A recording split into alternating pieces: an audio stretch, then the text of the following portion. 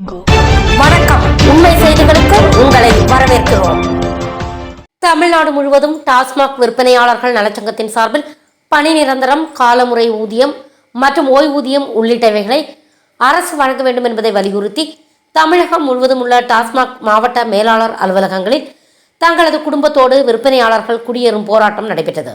அதன்படி நெல்லை முன்னீர்பள்ளத்தில் உள்ள டாஸ்மாக் மாவட்ட மேலாளர் அலுவலகத்தில் நடைபெற்ற இந்த குடியேறும் போராட்டத்திற்கு விற்பனையாளர் நலச்சங்கத்தின் மாநில அமைப்பு செயலாளர் சாமி தலைமை தாங்கினார். தொழிற்சங்க கூட்டமைப்பு தலைவர் ராம்ராஜ் முன்னிலை வகித்தார். துணை செயலாளர் சிவன்ராஜ், அமைப்பாளர் சாஸ்தா ஆகியோர் சிறப்புரையாற்றினர்.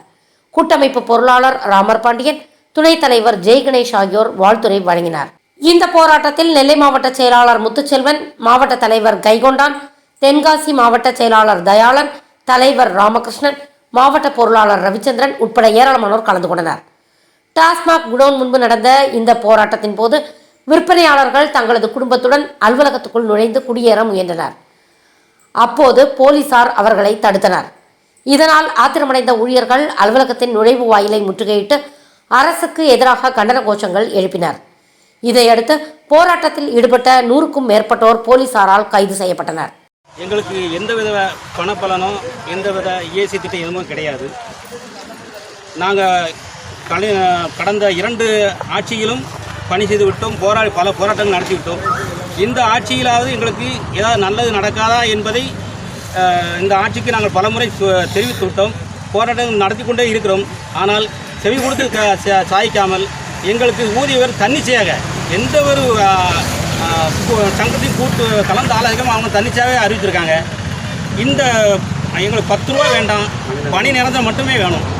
காலமுறை ஊதியம், பணி நிரந்தரம், இது மட்டும் ஓய்வூதியம் இதுக்காகவே எங்கள் குடும்பத்தோடு பொண்டாட்டி பிள்ளைகளை கூட்டு வந்து அந்தந்த மாவட்ட மேலாளர் அலுவலகத்தில் குடியேறும் போராட்டத்தை இன்று நடத்தி செய்ய போகிறோம்.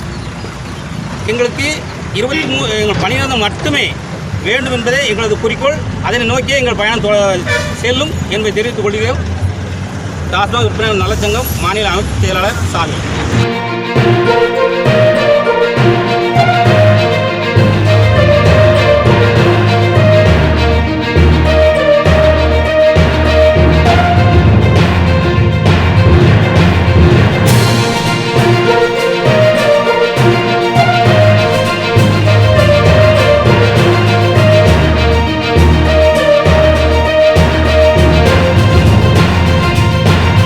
Thanks for watching உண்மை செய்திகள். நெல்லை செய்திகளை உடனுக்குடன் தெரிந்து கொள்ள சேனலை சப்ஸ்கிரைப் பண்ணுங்க, லைக் பண்ணுங்க, ஷேர் பண்ணுங்க.